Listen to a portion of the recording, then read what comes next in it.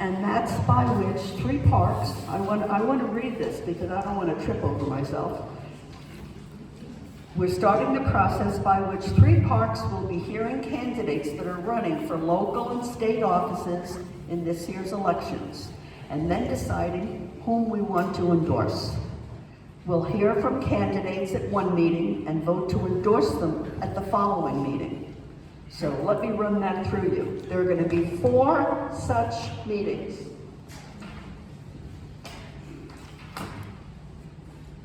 So tonight, whoops, are you on? Look what happened. What's up? It's on. Okay. Tonight is January 10th. So we are going to hear from candidates for the New York State Assembly campaigning to succeed Danny O'Donnell.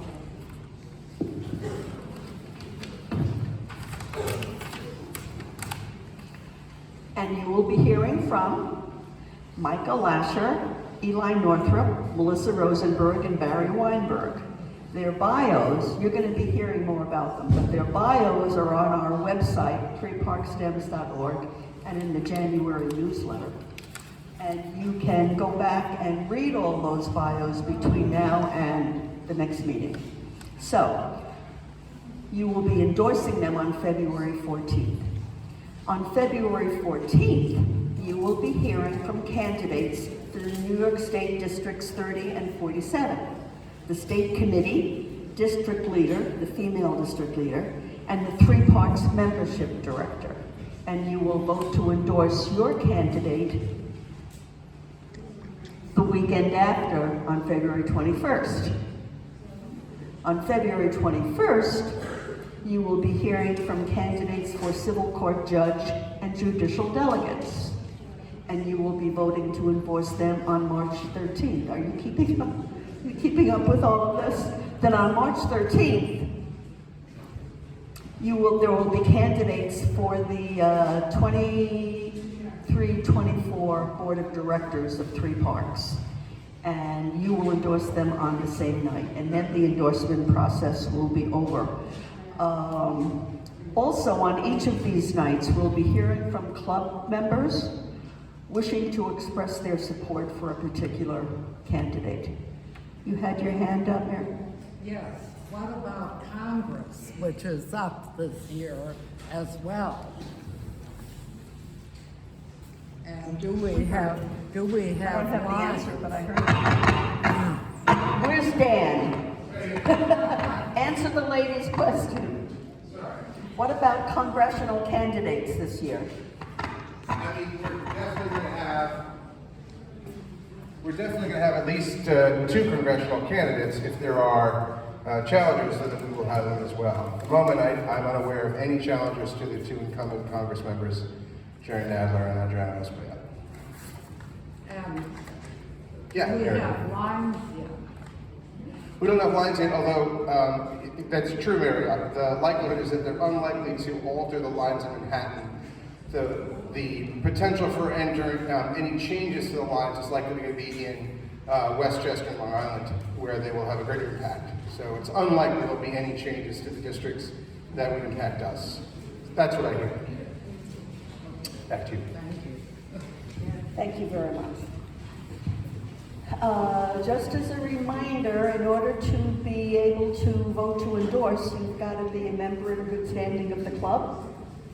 So if you have not paid for dues this year, before the end of the meeting, march down over to the table and give Teresa your dues, so you can endorse. How much are the dues, by the way? It varies. What is it, 25 for a member, 40 for a family? Teresa? Hello, Teresa. What are the dues? 25 and 40? Okay, here we go. So tonight we're hearing from 4 candidates for the New York Assembly. Each will have a total of 15 minutes to speak and to receive some questions from you. We're gonna be keeping pretty strict timing tonight because we have 4 speakers.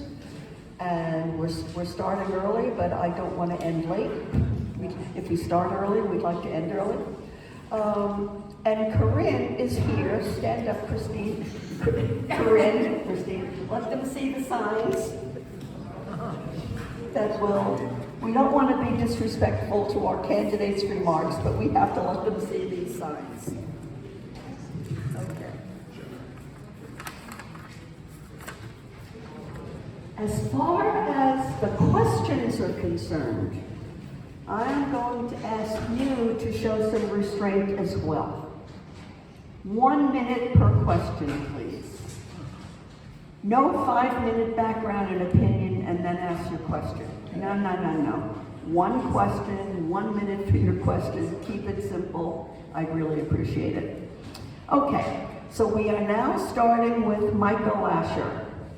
And Micah is Director of Policy for Governor Kathy Hochul right now. I think he resigned tonight.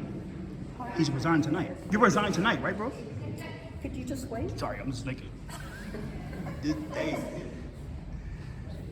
It's all going to unfold. Yeah, I'm just making sure. Don't worry. All right, cool. You may recall, some of you will remember Micah because he ran for the state Senate several years ago. And we endorsed him in that campaign, and we were very disappointed that he didn't win it. I'm sure he was too. But now he's Director of Policy for the governor, but he wants to come back to serve the city. So Micah? Thank you, Brian. Hi, good evening, Three Parks. It is really wonderful to be here. I drove back from Albany today. We had the governor's State of the State address yesterday. I'm operating on about 5 hours of sleep in the last 7 days. But I really wanted to be here with you when the news of Senator O'Donnell's decision not to run for re-election came out. I very much thought I wanted to run for the seat, but needed to complete my work in government leading up to this day. And then when I found out that the forum was going to be here the next night, I said there was nothing that was going to stop me from being here. So as a result, today was my last day in the governor's office because I wanted to be here with you tonight. And though I'm not ready to make a formal announcement, I'm here because I'm planning to run for Senator O'Donnell's seat. And there would be nothing that would give me greater honor than to have the support of this amazing group of organizers and activists. I know many of you from our work together in 2016 when I was, I was winning 3 parks and campaigning with you was just unbelievable wind at my back. I got to know many of you even better 2 years later when we worked together to help Robert Jackson defeat the IDC candidate that I had lost to, because that was so important to create the change we needed in Albany. I also see a lot of new faces, folks that I hope will become new friends. And for you, I'd like to just tell you a little bit about myself. I grew up in this neighborhood. My mom's still at 103rd Street. I'm raising 3 kids. We're on 92nd Street. We play in the same playgrounds that I grew up in. I love this neighborhood. I consider myself a West Side patriot, and I feel like it has given me so much and has informed a sort of sense of an obligation to give back. And as a result, I spent the better part of my career in government. I got my start working as a community representative for Jerry Nadler, doing the critical, not high-profile work of helping people get what they need from government. Whether that's a postal delivery box in a place where there isn't one, or security cameras in a night development, the little things that we need our elected officials to help people with. And I learned that from a leader who was great at that, just as he was great at fighting on national issues of importance. I went on to other roles of greater significance in city and state government. I was Director of State Legislative Affairs for the City of New York, fighting for the city's needs in Albany, coordinating an agenda across 50 city agencies, fighting for the city's fair share. I was then Chief of Staff in the State Attorney General's office during a period of time that I think was really a progressive heyday for that office. We took on fossil fuel companies over false disclosures about their stranded assets. We set up the first special prosecutor to investigate police killings. And for the last 2.5 years, I'm skipping parts, but there's a lot more in the letter. The last 2.5 years, I've been policy director for Governor Hochul, and thinking about all of the various complex challenges facing our state. Very proud to have been involved in indexing the minimum wage, and expanding child care eligibility, and finally turning the corner on the state's disinvestment in mental health. The next assembly member for this district has two big roles that I think they need to play. The first is being an effective representative for this community. That means serving constituents well, dealing with a no problem is too small mentality. That is absolutely critical, because that's the core work of a local elected official. And it also is about being the West Side's voice in Albany, bringing the values that this club holds dear, that our neighborhood holds dear, and bringing that to Albany. The other thing that this assembly member needs to do, because the West Side should be the progressive source of ideas for our state, is to be a leading voice in tackling the thorniest, most difficult, most complex challenges our state is facing, and there are many. And I'll just mention 3. We face an enormous crisis of housing affordability. It is a regional problem, it is a statewide problem, it is a local problem. And it requires an all-of-the-above approach. We need to build, we have what it's doing, by the way, and you all know this, I don't need to tell you this, is it is putting enormous economic pressure on tenants because of a massive shortage of available housing. So there aren't enough homes, people can't find a place to live, that raises prices, the landlords put enormous pressure on tenants, trying to push people out, and that is the crisis that we're facing. And to respond to it requires an all-of-the-above approach. We've got to build a lot more housing. We've got to build a lot more below-market housing.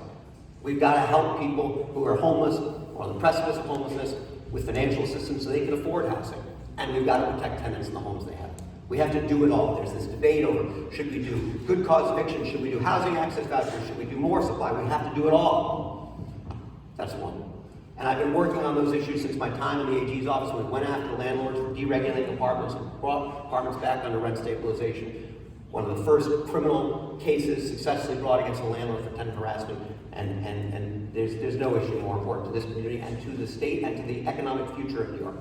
Second, we are facing a mental health crisis in the state, and we have been for a very long time. It's just the COVID pandemic, I think brought it home for a lot of us.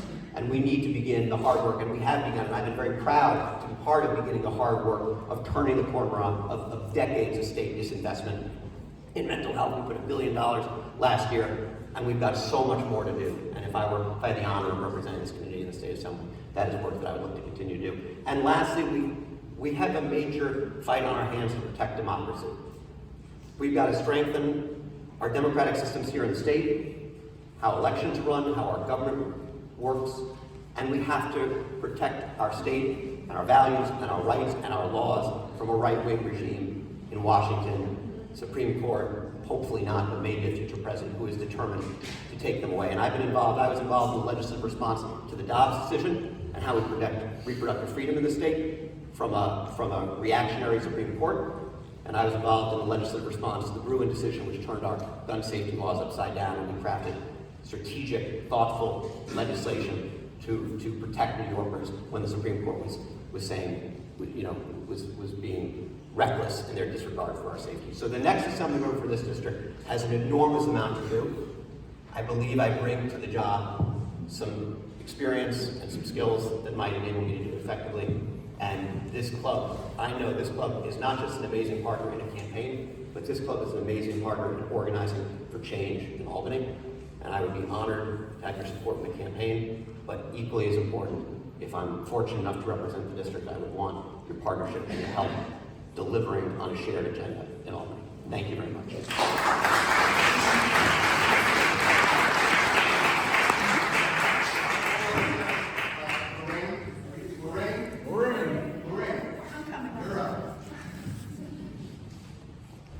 Danielle. We're ready for Q&A. Sure. Yeah. Danielle. Okay. Thank you, Micah.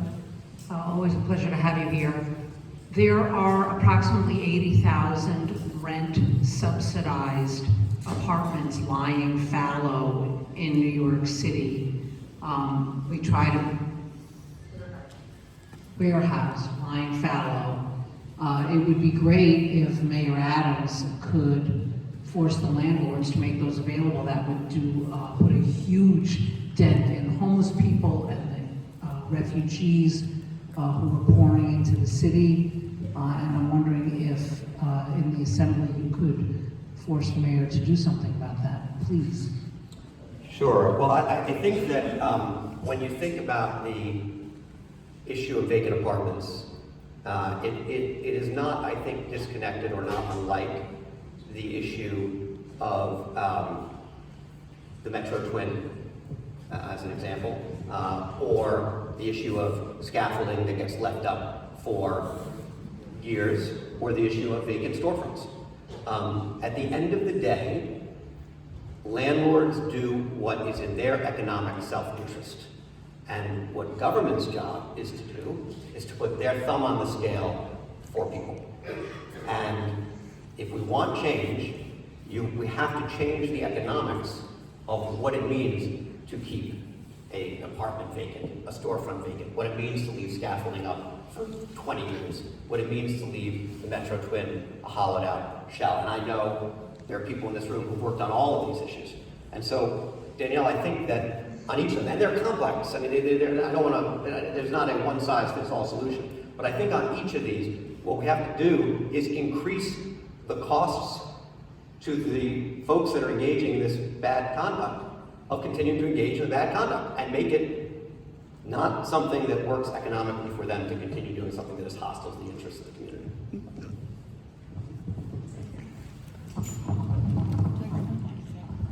Hi, I'm Gloria Ann Kerstein. I have lived on West 106th Street since 1982. I'm a senior citizen, and I'm also part of an HDFC co-op we converted 30 years ago.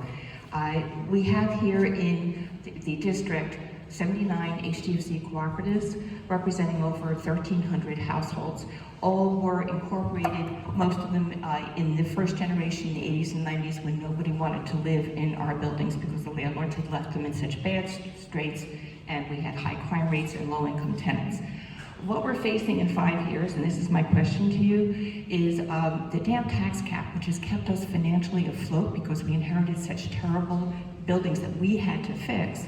That damn tax cap is expiring in 5 years, and we'd like to know what you would do, Mr. Lasher, to support an extension of that tax cap that can keep us financially alive, keep our maintenance low and affordable, which it is. And I'll have to say, remember, HDFC co-ops are the only housing stock in the entire nation where the majority of homeowners are people of color. So to keep them financially clear, we would need to have that damn tax cap. Sure. Well, thank you so much for that question. I have to say, in full disclosure, it's a personal issue for me because my sister is in an HDFC co-op on 116th Lenox, and we talk about these issues a fair amount.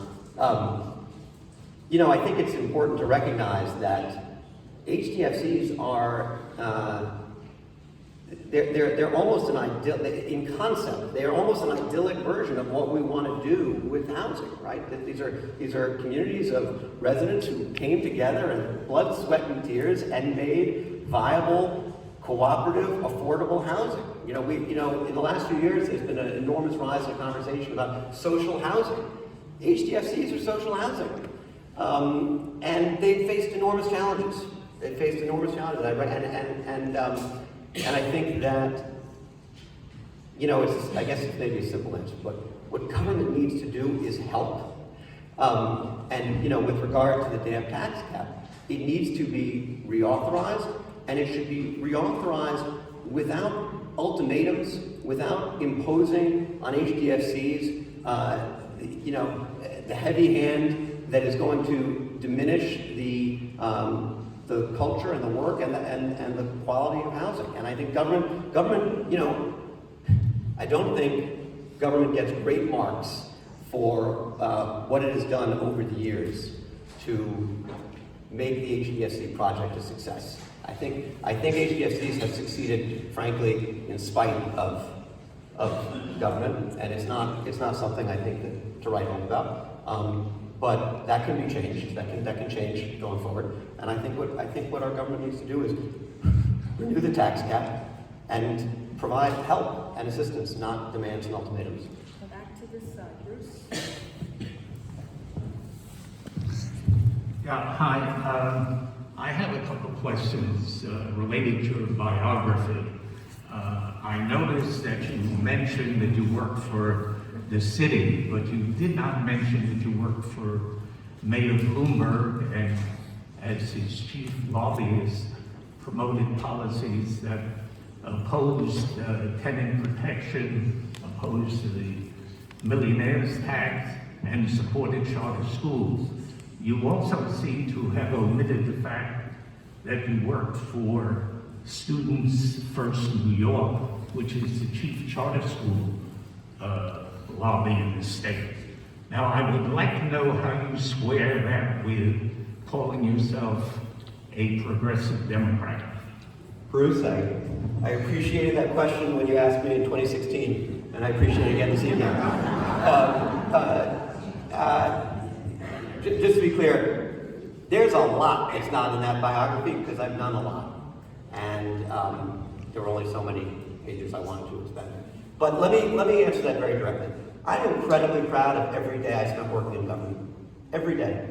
Jerry Nadler, Mike Bloomberg, my current job, very proud of it. Doesn't mean I've agreed with any of them all the time. Ed Koch used to say, you agree with me 8 out of 10 times, vote for me. Agree with me 10 out of 10 times, see a psychologist. And that's how I felt about all these jobs. I believe in government service. I believe, and I should say, by the way, yes, 11 years ago, I spent 11 months working for a charter school organization and resigned because I wasn't comfortable with it. And I think if you look at what I've done in the 11 years since, as a parent of 3 kids in public school, 1 not presently in public school, but 2 in public school now, as part of the administration that's finally fully funded foundation aid for our public schools, which was the necessary but not sufficient condition to make public education what it should be in this state. I've been part of putting more money into SUNY than the state of New York has done in decades. Just last week, I worked together with the State Teachers Union on legislation to change the way we teach reading in our schools, because the old way isn't working and we're leaving tons of kids, particularly black and brown kids, behind. So I haven't agreed with what every person I've worked for has believed. You and I wouldn't agree on 10 out of 10 things, but I'm incredibly proud of the work I've done in government. I believe government is the best tool that we've got to right social injustice, to make our society fairer and more equitable. That's why I work in government. That's why I want to continue working in government. That to me is what progressive is. I think that's what this club stands for, and that's why I'd be honored to have your support. Folks, we're staying true to our timing. That is 15 minutes on the dot. I thank you, Micah. I thank you for your questions.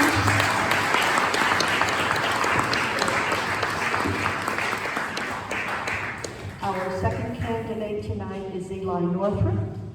And Eli is a public defender and policy advocate who spent his career fighting for equality and social justice in New York, and as your policy director for the criminal defense practice at the Bronx Defenders. That's where he is now. And he helps bring fairness and dignity to our criminal legal system. Welcome, Eli.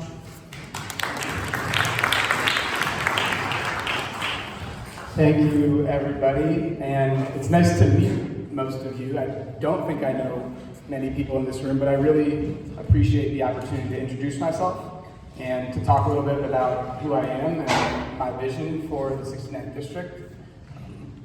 I'm particularly excited to talk to this group. I was looking on Three Parks' website, and it said on the website that the club endorses candidates who demonstrate ability and progressive convictions.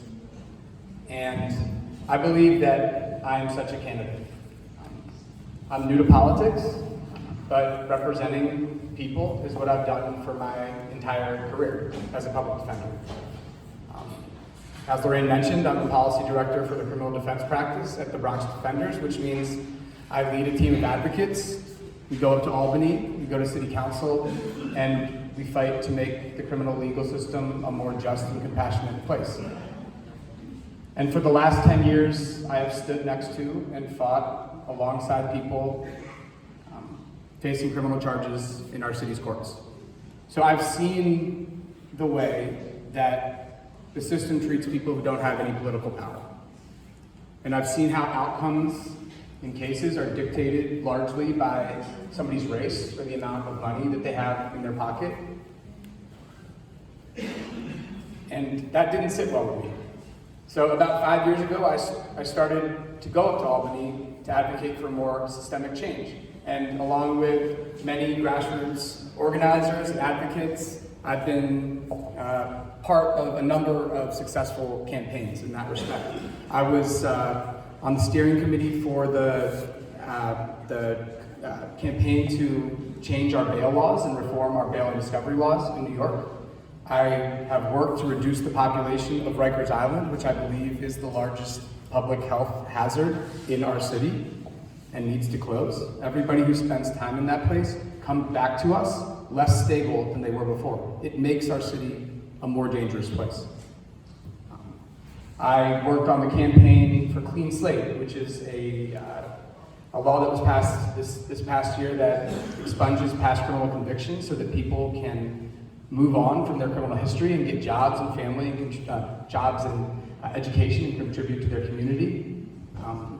I was instrumental in the campaign to legalize adult use marijuana in New York State with an eye toward repairing past harm done by decades of racially disparate enforcement. So in some sense, I've had a good amount of success as an advocate, but largely what I've seen up in Albany has been frustrating and disappointing, because the same dynamics that I see in the city's criminal court system exist up there. Those with power and money have access and they have influence. And there are many leaders that care more about politics than they do about people. I've seen that. And I have to tell you, it's very frustrating. But for me, it's been motivating. Because I've also seen that when people come together, work across difference in broad coalition, progressive change can happen. And it does happen. I want to tell you a little bit about myself. I was not born in New York City. I'm from Maryland, Bethesda, outside of Washington, D.C. But I did grow up in a community that shaped the way that I live my life. It was a tight-knit community. And in my neighborhood, the center of that neighborhood was this church. I was raised Jewish, but this church was like a welcoming place for me and my family. My mom would read poems at the services. Me and my sister were invited to the Christmas pageant, and then we would light Hanukkah candles. And my parents, they were part of the civic league that met in the basement. And what brought people together in my neighborhood, across many other differences, was a sense of community. And that sense of community is something that's instilled in me, and something that I've found in Morningside, in the neighborhood that I currently live in, at my gym, Liberated Fitness, on the pickleball courts in Central Park, and on Riverside, at V&T's, at Bob's Your Uncle. I found the same sense of community in this current neighborhood. My father passed away last year. He was a conservationist. He worked for the Nature Conservancy for 40 years. He cared deeply about the environment and being helpful to others and building community. And I'll tell you, one thing that happens when a parent passes is it makes you take stock and realize you only have so much time if you want to make a difference. That's why I'm taking this leap down. And I'm asking you all to take it with me. I may not have the same political experience as many other people in this room or in this race, but I have a different experience, which I believe is valuable. As a public defender, I am used to encountering difficult situations. I'm used to picking up emergency phone calls in the middle of the night. I'm used to talking families through hard choices. My job requires me to operate with a clear head through extremely stressful and pressure-filled situations. But most of all, it requires empathy, it requires patience, and it requires compassion. And I will use those skills to fight for this community up in Albany. I'll use those skills to advocate, to ensure that we have a New York where people feel recognized, people feel supported, people feel safe, where people can afford healthcare and they can afford to live, an education system that is worthy of our children, a public education system worthy of our children. I will fight to protect LGBTQ rights and reproductive rights. And I'll focus on more local issues. Anybody who knows me, who's talked to me for more than like 20 minutes has heard me rant about scaffolding or noise pollution or access to public restrooms. I'll fight to protect our community gathering spaces, our parks, which are the infrastructure that really ties communities together, and to ensure that older New Yorkers have a place that they can live and stay and afford and have access to the services they need. These are things I care about. I've lived in the city for 15 years. That may be very new for some of you. For me, it's a long time, and this is my community, but I love this city. I love the energy. I love the enthusiasm. I love the absurdity. I love the grit. But what I really love is that we can all coexist. And I earnestly believe in our ability to do good together. My time's about to be up. I'm asking for your endorsement, I guess on February 14th. I'm not an expert in everything. You all may stand up and ask me questions. You know, I don't know everything about everything. I am an expert in one thing though, and that's listening. And I know what it means to represent somebody. It means that you keep your word, you show up, and you're reliable. And I will do that for this community. So, thank you.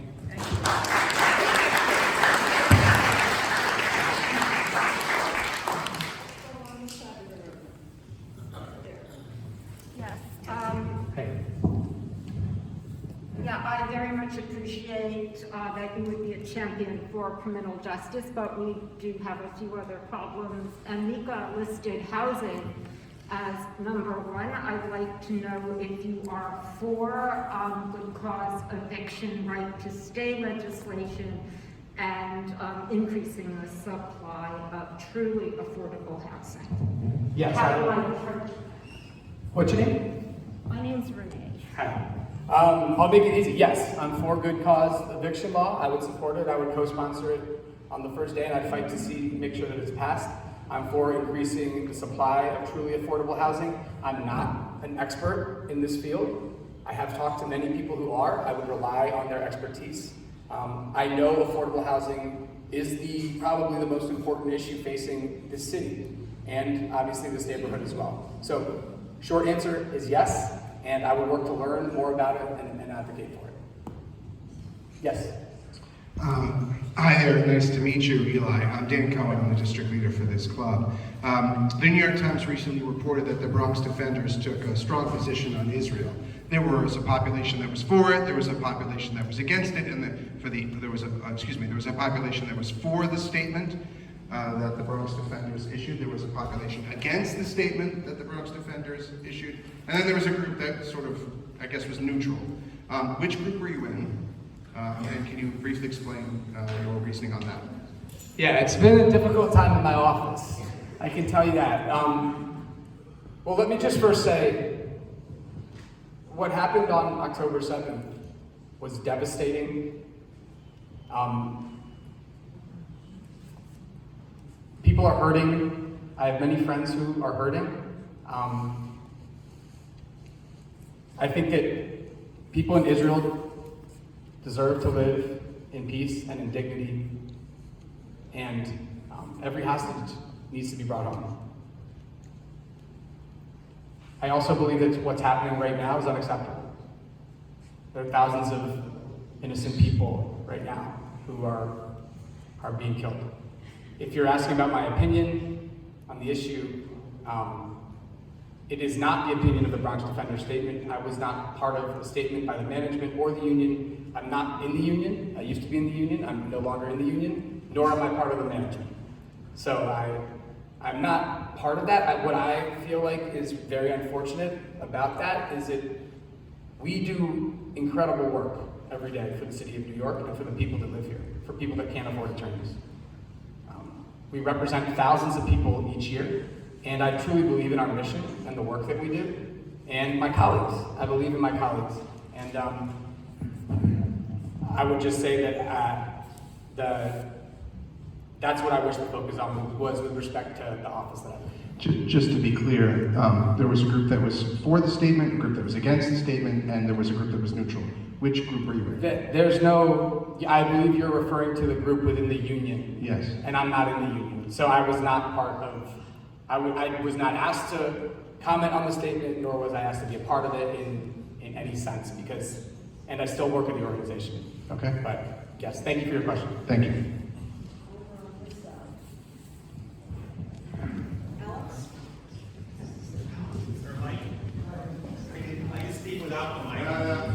Okay.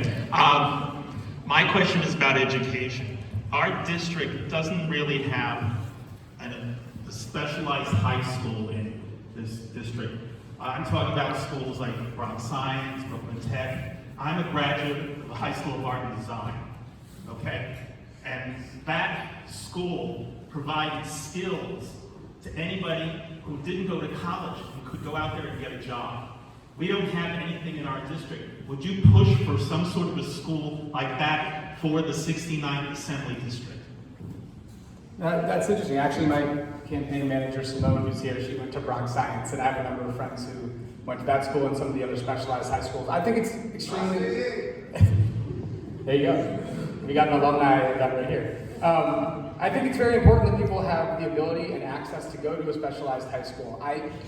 I think it's important that people have that ability and that access. I would, if there was an opportunity to bring a specialized school to this district, obviously I would want to explore it and talk about it. I don't know that much about plans like that. I'd be excited to learn about them. But I do think it's important that more people have the ability to participate in those special programs, because I know how important they are. I've seen friends go through that process and truly benefit from it and have it change their lives. One more we can fit in. Go to this side.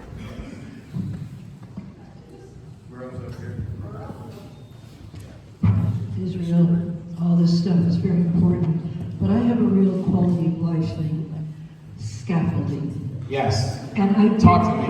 Okay. And I believe that the length of time that scaffolding is up has to do with graft. I'm glad you're shaking your head.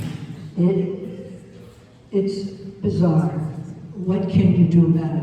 Yeah, this is something I'm kind of laughing because my friends like tell me to shut up about scaffolding constantly because I'm talking about it. It's an $8 billion industry in New York City. That is wild. $8 billion for scaffolding. I mean, I know that the borough president has, and the mayor have rolled out some local laws that are meant to attack it and actually focus on it. It would be a priority for me, I promise you, because it's not only an eyesore. I believe it's totally built on a lobby that protects itself. Graft, like you said. That's the only reason it exists, to sustain the industry that it's created. It does not serve us in the way that it was originally intended to, and that's something that I would certainly focus on as an elected official. I think that's... Thank you. Thank you very much. Thank you, Eli.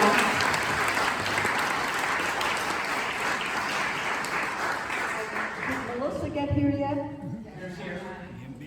Oh, hi, Melissa. Okay, hold 1 second. We're just taking a break for 2 important announcements. Thanks, Lois. As you all know, the Free Parks has adopted the 3rd Congressional District in Nassau and Queens. It's the district that Santos was just thrown out of, and we're doing whatever we can to help the candidacy of Tom Suozzi out there. Now, there are 2 things going on immediately.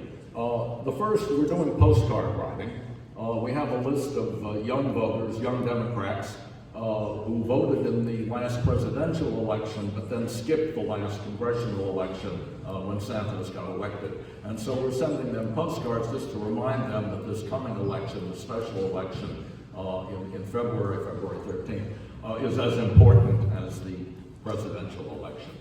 A lot of people didn't make it to pick up cards last night because of the storm. You can pick them up at the table in the back when you leave, and you can pick them up tomorrow evening at 6 o'clock at 104th and Broadway.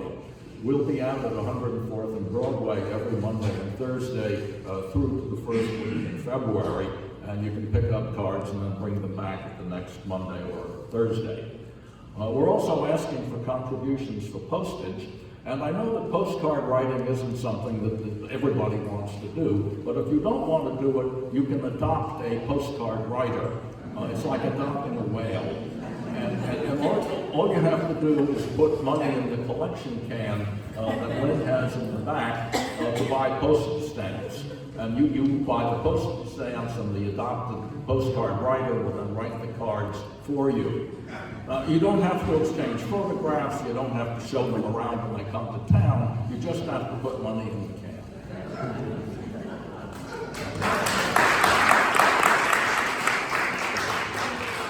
That is why we love Steve Max. And, excuse me, I'd like to put in a word also to follow up on what Steve said. We are planning 2 canvassing trips out to the district on Long Island to knock on doors and do everything that we can to turn that district Democratic. So we're going to go out on 2 Sundays, Sunday the 28th of January and Sunday the 4th of February. We're probably going to be here on the west side, probably at 96th Street, in the morning at around 9 o'clock, and we'll take the Long Island Railroad out to probably New Hyde Park. And it's an easy walk from New Hyde Park to, from the station to the campaign headquarters, and they'll take it from there. They'll give us everything that we need to, you know, to knock on the doors and give us scripts to say. And I've already done this a couple times, and it's very rewarding. So by all means, please consider joining us. It's a great way to spend a day, and please come and help. There is in the newsletter, there are places where you can click to RSVP to say that you're coming, and I'll be sending out further e-blasts as the dates get closer and with further details. So let's go canvassing. We love you too, Trev. We love you too. Okay, back to our speakers. Melissa Rosenberg. Hi, come on up. Melissa's on Manhattan Community Board 7 for the last 7 years, and Melissa is committed to dealing with issues related to housing, NYCHA, and homelessness. Right? Yes. Thank you. Welcome. Great. Thank you. Thank you. It's good to see some familiar faces in the crowd since I'm not as used to doing this, but thank you so much for having me. Again, my name is Melissa Rosenberg. I'm going to try to keep this briefer, having sat through 7 years of community board meetings. I know a long meeting, so I'd love to get you guys out of here as soon as possible. But to tell you a little bit about myself, my career has really been focused on solving problems and learning new areas of policy. I've spent years working in affordable housing and homelessness, and gun violence prevention, and Jewish culture access, and I really pride myself on entering a new policy realm, becoming an expert, and then applying that knowledge to thoughtful solutions as soon as I can. For my current work, because I think this will come up as a question as soon as we start the Q&A, I do work as a registered lobbyist, but I'll say I view a lobbyist as an advocate, and my values inform my work, and I'm proud that I've spent the last 4 years creating more housing in New York City during a housing crisis. So I look forward to hearing more questions about that nonetheless. I've also spent time in government, which I think everyone should spend some time doing. It's invaluable to see how things work from the inside. To speak to what I'd like to see and how I'd like to serve you all in our district, I think our city is facing enormous challenges We're seeing rising rents that are really crushing to us. We're seeing folks afraid of losing their housing, especially post-COVID, as arrears have accrued. We're seeing mounting evidence of climate emergency, like yesterday, last night, when we were all afraid to leave our homes, and these issues require action now. And lastly, we're struggling to keep our small businesses open, which I think is a tragedy every time we hear in the West Side Rack that another business is closed. And I believe the shared goal of everyone in this room is to really increase the vitality of our district and our city. And that vitality comes from our diversity of residents, from our local businesses we stop into every day or every week, and from our streets that are lively and safe, or can be safer, but we cannot just stand by and hope that these things that we like and the change we want to see just happens. We really need to see action. And that's why I'm running for assembly. I really want to take up these fights for street safety, for housing affordability, for quality of life, to end street homelessness. These are the issues that I really feel passionate about. And folks who know me can attest to the fact that housing affordability, housing justice are what really get me fired up and most passionate. And I think it's also amazing that that is the issue that is at the forefront of all of our minds right now. And I think that makes me uniquely suited to help deal with it. Street homelessness, mental health, addiction, educational attainment, these things are all rooted in housing security, housing affordability, and housing justice. So I think it really speaks to the urgency and how this issue affects all of our lives. And it's one, again, that I feel I'm uniquely qualified to take on. I want to earn the support of this club. I really admire your progressive values, and I think I could embody them as your representative in Albany. I just want to say one more time, I really appreciate being here and being given this opportunity, and I look forward to answering all your questions.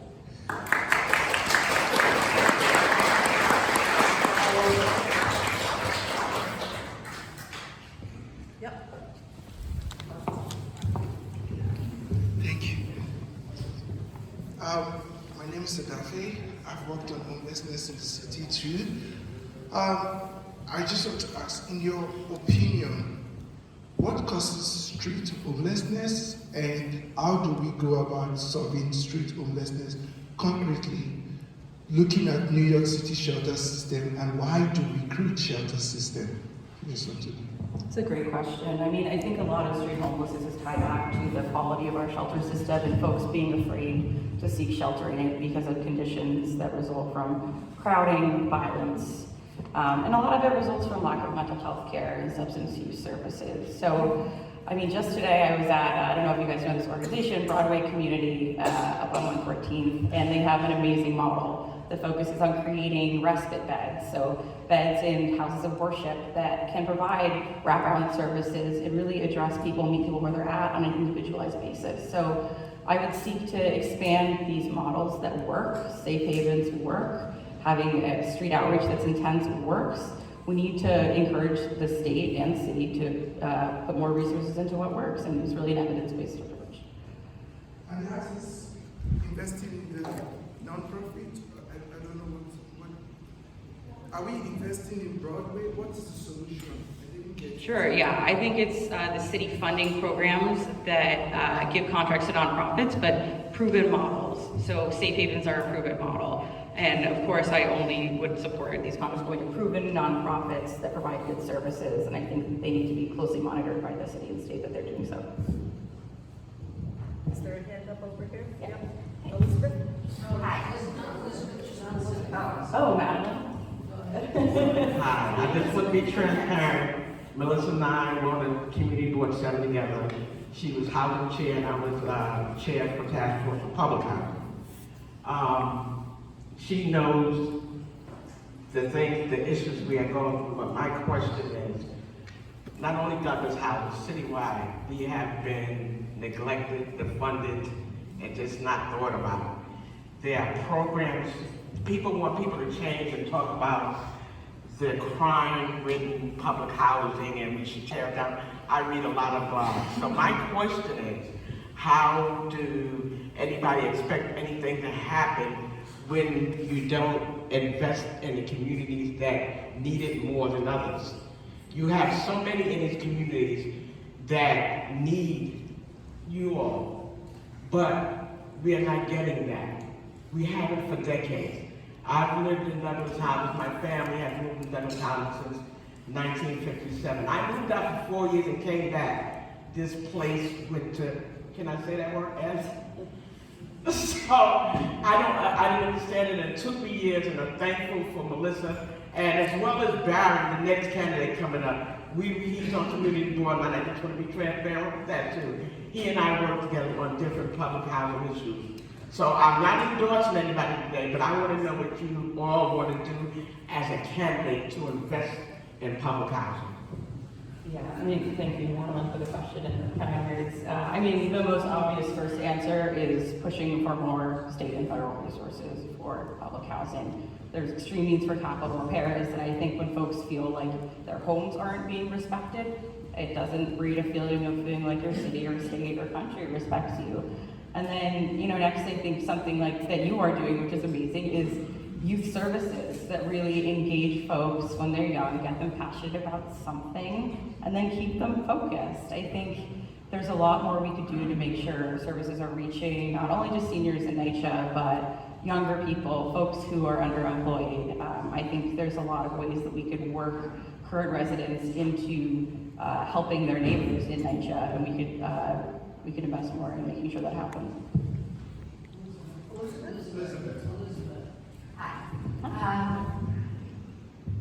As a member of Community Board 7, I'm sure you have witnessed many tense neighborhood battles over what I would call NIMBYism. And everyone talks about our values on the Upper West Side and our progressive values. And yet we all know that when it comes to the location of a shelter, or transitional housing, or supportive housing, or affordable housing, the knives come out. And so, what have you learned in your 7 years? What advice can you give us for resolving these fights, really, as a community? People come up with excuses about preserving the quality of life, preserving the historic character of the neighborhood, but I often think they're just proxies for keeping people in need out of the neighborhood. Thanks for that, Elizabeth, and I couldn't agree more with a lot of what you said. I've watched these fights play out, not only on the committee board, but in my professional life, where I do community relations for folks opening supportive housing and occasionally shelters. And I do think that there's a lot of hiding behind the rhetoric that you mentioned about quality of life, about historic character. But I think a lot of it is really seated in fear of change, which, you know, is legitimate. Like, we all love our neighborhood and we love the environment we've created, and some of that is just fear of the unknown. So, you know, what I've seen work really well, and I don't want to put this burden on these folks, but like folks with lived experience creating relationships, folks who've experienced homelessness, talking to their future neighbors or who are experiencing homelessness, I think bringing more humanity to the conversation can really help break down some of those boundaries. And then I think ultimately it takes a strong advocate and a first person to stand up and say, I don't care if everyone here is going to boo me, I'm going to stand up for this. And that can have a total domino effect and get a second person to stand up and a third. And then you see these silent majorities in the room who actually does support opening our neighborhood to new neighbors.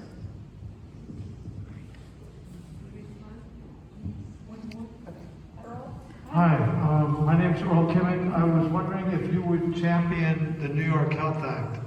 You may be familiar with the bill that would make health care universal. All New Yorkers would get quality care. It would cost us all a bunch less, regardless of documentation, employment, or anything. I would absolutely support it. Basically my whole family's in medicine except me, and the stories that I hear from them about folks who have to seek indigent care or who just avoid seeking care until it's too late and they suffer a worse medical consequence because of their lack of insurance coverage is just really unacceptable, especially in a country that has as much wealth as ours. How are we not investing in universal coverage? And I'll say I lived in Canada, I went to college there, and I got to experience a better way of doing things, and it works, and there's honestly less administrative burden on our providers, and opens them up to being able to provide health care, which is what they signed up to do. So yes, I would absolutely support it. Thank you, Melissa. Okay, it's time for Barry Weinberg, who's Vice President of Community Board 7. 9. I had 9.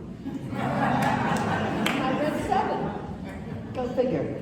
So, you are, I know, Barry's committed to being, representing Morningside Heights and Manhattan Valley and the Upper West Side in Albany by a strong progressive voice, and he believes that he can do that, right? I do. All right, thank you, Lorraine. It's very good to be here at Three Parks. It's good to see so many familiar faces. For those of you who don't know my background, I moved to the West Side 15 years ago when I was 18 years old. I was not lucky enough to grow up here.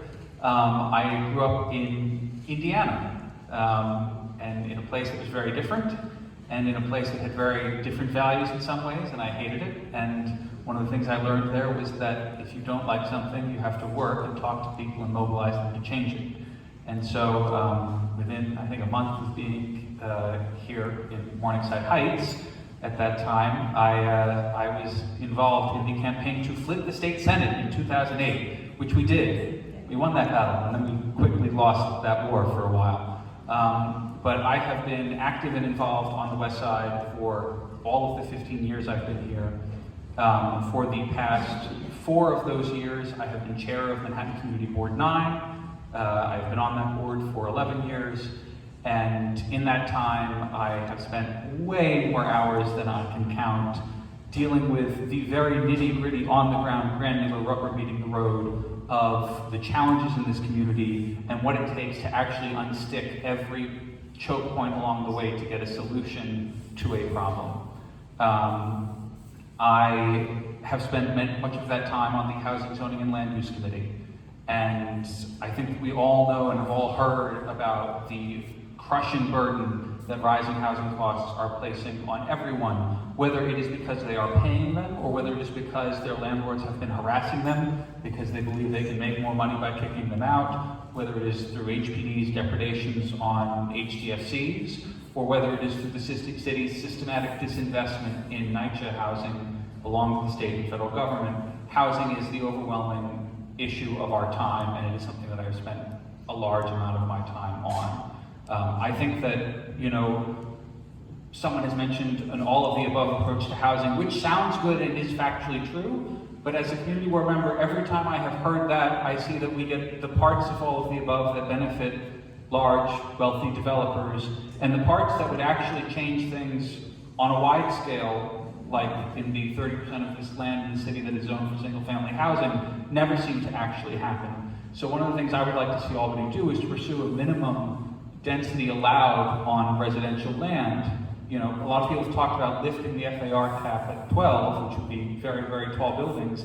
I want to know why, if you own a piece of property out in Douglaston or Long Island, why you can't build a duplex or a triplex or a mother-in-law unit in the backyard and increase the housing supply in a way that might not make developers money, but that adds housing. I also think that we need to pass good cause eviction now. I think that that is a crucial element of keeping people in their homes. And I think in this district, we need to fight to ferret out and bring back into rent stabilization and rent control those units that have been illegally deregulated over the years in this district. And there's a very easy way to do that. If you search for buildings that had J51 tax credits and have fewer rent stabilized units now than they did when they started J51, you have found illegally deregulated units. And so I think that that's something that on a very local level, our elected officials can and should be doing to restore some affordability to our neighborhood. I also think that affordability writ large is eroding our commitment to values that we see in this neighborhood and across the state. People are unhappy because of the rising cost of living and because it's becoming harder and harder to live here. That's low-income people, that's working people, that's middle-class people, and so I think that the affordable housing rehabilitation tax credit that was passed this year in Albany, but I believe has not been adopted by the City Council, is an important step towards helping address some of those costs for both people who own. I mean, landlords are not my favorite group of people because of what they do, but if you can lower your property taxes by making capital repairs and improvements, and you can also do that if you're a co-op board trying to preserve, you know, middle-class housing in this neighborhood, I think that's a very good thing. I think that also, however, I would like to be this neighborhood's progressive voice in Albany for those who need the most care and compassion and defense. I think that something that hasn't been talked about enough is the widespread closure of psychiatric residential treatment facilities, including one that was here in this neighborhood, the August Acorn Center, which closed, which had a track record of operational problems, but this has resulted in massive wait times and kids and adolescents being parked in emergency rooms with mental health crises because there is nowhere for them to go to be stabilized and to receive the treatment they need. And so I think increasing state funding for residential treatment facilities, for psychiatric beds at hospitals, and for community-based mental health care is crucial towards addressing this need in our community and across the state. And I think that, you know, what's not often said are the people who struggle to live in our neighborhood. Our neighborhood has 9 subway stations that serve it. One of them is ADA accessible, and the other 8 are not.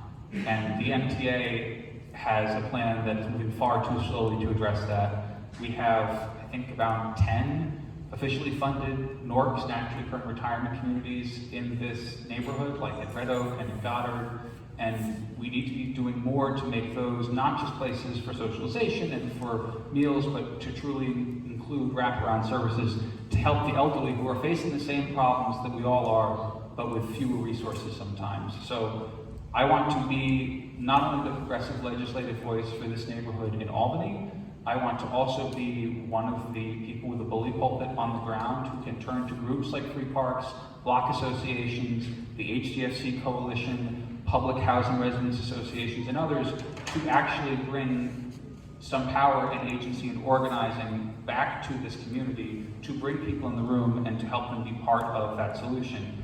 That is how changes like the 2019 rent law improvements get passed, and it's that mobilization and encouragement and organization that makes this neighborhood what it is and has always been in its hotbed of activism and leadership and civic engagement.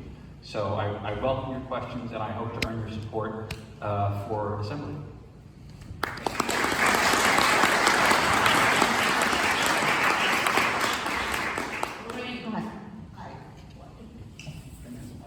Okay. Hi, I'm going to try to do this in a minute. 3 parks, one contextual zoning, 96 to 110th Street, more than 15 years ago. This is zoning that has protected our affordable housing from irresponsible development. Community Board 9 has applied for spot upzoning in our neighborhood south of 110th Street between 108th and 110th in order to build 25-story luxury towers with a small amount of affordable housing. 3 Parks is opposed to this plan. Okay, we want affordable housing, 100% in this, okay, would be great, okay, within the confines of our current zoning, which is approximately 15 stories. And we want Community Board 9 to withdraw that part of the plan which is in Board 7 and is in our neighborhood. Would you advocate for this position? I will say that in my position at Community Board 9, both as chair and currently as vice chair, I strenuously argued against the inclusion of any sites in Community Board 7 in the plan which was drafted by the City Council's Land Use Division. That being said, the contextual rezoning that exists south of 110th Street and north of 125th Street does not exist from 110th to 125th, which is what the bulk of the proposed rezoning does. No, I know. Yes, so I would advocate dropping those provisions from CB7 if that is what CB7's position is. What I will say is that the plan in every area where there is an upzoning includes a height cap to discourage luxury super tall developments and to require affordable housing through the city's mandatory inclusionary housing program.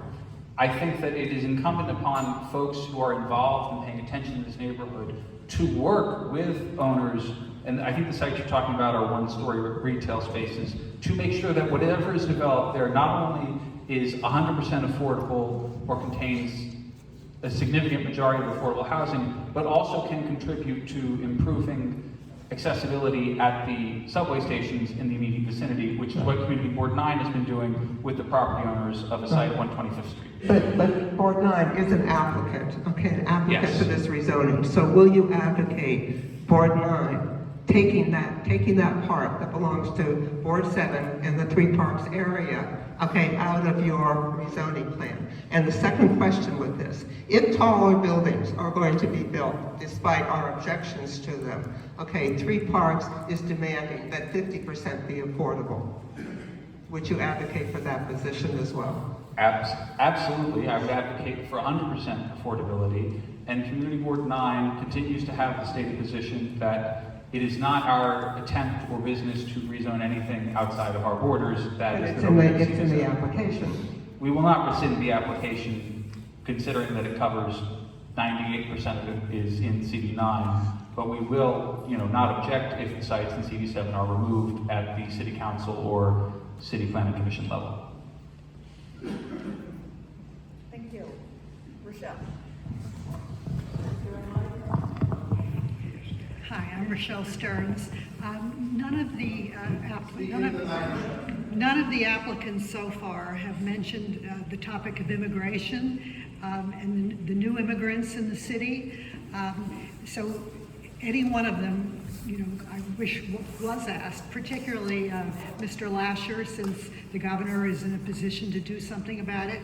But what is your opinion of the policy of the mayor, where he has been evicting families from shelters after 60 days, and they're being forced to relocate, to pull their kids out of school? What is your opinion of that, and how do you feel that the city and the state should handle the problem? And just let me mention that we had Ruth Messenger here a couple months ago who spoke about the mishandling of this whole issue in New York City. Thank you. I think it is both simultaneously inhumane and completely unproductive, the policy that you referred to of evicting families and forcing them to reapply. I also think that the Callahan Decree, from a statewide perspective, which is where the city initially established a right to shelter, really should apply statewide because it was based on, the understanding and the reading of the state constitution. And so I don't think the rest of the state is doing enough to deal with this. That being said, the fastest way to get a family out of a shelter is to find them permanent housing. And I think that is where the administration should be focusing its efforts. I think that immigrants have always been a boon to this city, and in fact the lifeblood of this city. Both sides of my family were immigrants to this city. I think that we always need to be mindful of that. And if something isn't working, we need to figure out how to make it work, rather than to blame immigrants or to talk as if they're going to end the city, which has come out of the mayor's mouth. So I think that there are investments that we can make in placement. I think that also there are communities upstate that have been losing population that would benefit from immigrants coming there, if there can be a way to successfully identify places where they could move permanently and establish themselves. But that is my position. I don't want to take up the whole time.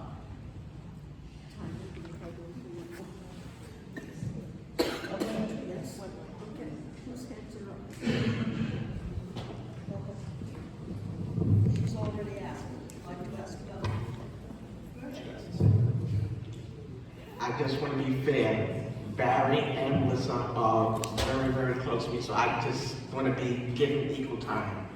I asked about the investing in public housing and the different things that are going on. But however, we're $80 billion in deficit, and no one's lifting the finger to try to find a solution.